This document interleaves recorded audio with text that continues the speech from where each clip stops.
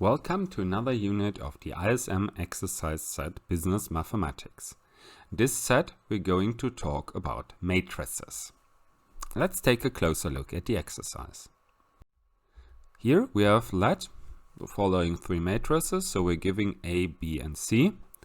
And our tasks are two parts here, so we want to calculate the following expression. First off, A transposed times B in parentheses transposed. And the second part, the inverse of matrix C for all small a's being unequal to 0. So let's start with the first one. Here we want to calculate more or less the following expression. The first part is relatively easy. We can just transpose the first matrix, the matrix A, so meaning columns and rows switch places. If we have a quadratic matrix, as the case here, we can also say it's more or less mirrored on the diagonal. So in this case, the 2 and the 3 just switch places. Or the first column becomes the first row and vice versa. So we need to multiply these two matrices on the right. This can be done with the help of the so-called fork scheme, which is here for quadrant part, where in the upper right quadrant we put the right matrix and in the lower left we put the left hand matrix. So we just put the two matrices here, and then wherever a column and a row meet, we multiply all the corresponding elements and add them up. So for the entry on the upper left, we have 1 times A plus 3 times 1. For the element to the right of this, we have 1 times 1 plus 3 times 2, so 1 plus 6 is 7. For the element on the lower left, we have the first column of B and the second row of A transposed. So here it's 2 times A plus 7 times 1, giving us 2A plus 7. Finally, we have the second row of A transposed, second row of B. So we have 2 times 1 plus 7 times 2, so 2 plus 14 giving us 16. So then we have multiplied these two matrices, and in the final step we just have to take the transpose of this. So we have to do the same thing as before. We switch columns and rows. So here it just means we switch the 7 and the 2A plus 7. Yielding as a result to this partial exercise, A plus 3, 2A plus 7, 7 and 16. This then concludes part A. Part B, we were asked to calculate the inverse of matrix C, and we know we need to exclude A for the single reason that, well, first off, the determinant would show that it's 0 if A is 0, and if we have A being 0, the whole third row would be 0 as well, also being indicator that the corresponding matrix is not invertible. However, luckily A equal to 0 is excluded.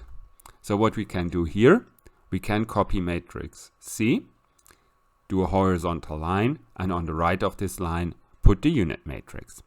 And then we're using the Gauss algorithm, the different rules of the Gauss algorithm, to make the left side look like a unit matrix.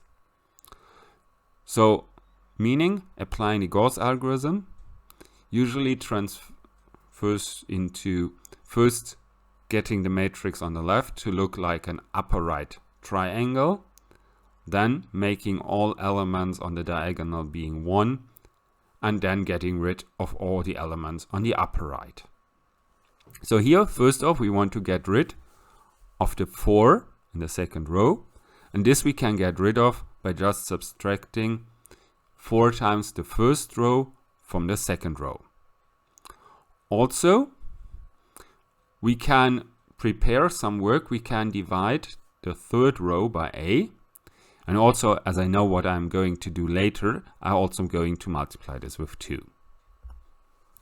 This then looks as follows, and this is a big advantage of me having to multiply it by 2, because then I can get rid of the 2, which is still annoying us because it keeps the left side from being an upper triangular matrix. So to get rid of this 2, the first 2 in the third row, we can just subtract this second row from the third. And in addition, again, doing the next step as well, we wanted to have only ones on the diagonal. So here we're dividing the second row by 2, or multiplying this with 1/2, giving us the result as follows. So we achieved having on the left an upper right matrix. We almost achieved the second part as well, having only ones on the diagonal. So we have to get rid of the -2 in the next step. However, due to restrictions of space, I first want to copy this to a new slide. So we start again here, and then do what I just mentioned. We divide the third row by -2, or multiply this with -1/2, giving us this result. So we achieved the second step, getting an upper triangular matrix where the diagonal elements are 1. So we only need to get rid of the elements on the upper right. So in particular, the 1 and the 2. The last one in the first row and the 2 in the second row. So to get rid of the 1 in the first row, we just subtract from the first row the second row, and to get rid of the 2 in the second row, we subtract 2 times the third row from the second row. This will turn out to look as follows.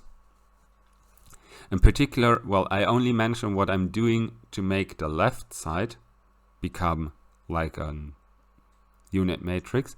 We do all the steps I mentioned, of course, as well with the elements on the right.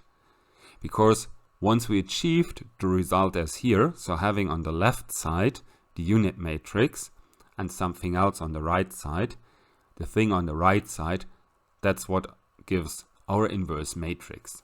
So here we can state our inverse matrix of C, that's here the matrix on the right. And that then already concludes this exercise. So I hope you enjoyed listening to it, and if you're looking for more exercises of this type, feel free to visit the rest of this exercise set or the corresponding playlist. I say goodbye and see you next time.